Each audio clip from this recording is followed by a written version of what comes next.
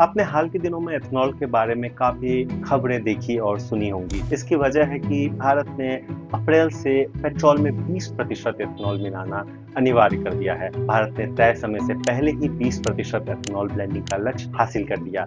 लेकिन अब सवाल यह है कि क्या भारत की एथेनॉल यात्रा एक नए मोड़ तक पहुंच गई है? एक नई मॉडलिंग स्टडी जिसमें गन्ने से एथेनॉल बनाने के अलग-अलग तरीकों का विश्लेषण किया गया है, बताती है कि अगर भारत एथेनॉल का इस्तेमाल और बढ़ाना चाहता है, तो उसे अपनी जमीन, पानी और खाद्य संसाधनों का बेहद सोच समझकर इस्तेमाल करना होगा। गन्ने से एथेनॉल का उत्पादन पानी की मांग को काफी बढ़ा सकता है। भारत अक्सर अपनी इथेनॉल नीति के लिए ब्राजील का उदाहरण देता है।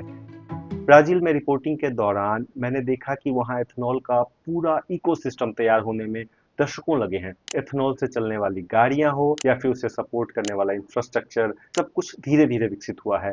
भारत ब्राजील से प्रेरणा ले रहा है, लेकिन उसे अपनी जरूरतों के हिसाब से अपना मॉडल तैयार करना होगा। एक बड़ा अंतर यह भी है कि ब्राजील में गन्ने की ज्यादातर खेती बारिश के पानी पर निर्भर करती है, जबकि भारत में बड़े पैमाने पर सिंचाई और भूजल का इस्तेमाल होता है।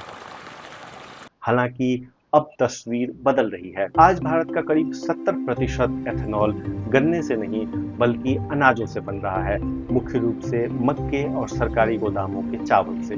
बाकी हिस्सा गन्ने से आता है। इस बदलाव से गन्ने के साथ जुड़ी पानी की चिंता कुछ हद तक कम जरूर होती है, लेकिन इसके साथ एक नया सवाल सामने आता है। क्या हम उसी मक्के से एथेनॉल बनाएंगे जो इंसानों और मवेशियों के भोजन का अहम हिस्सा है, या फिर एथेनॉल के लिए मक्का उगाने के लिए और ज्यादा कृषि भूमि की जरूरत पड़ेगी?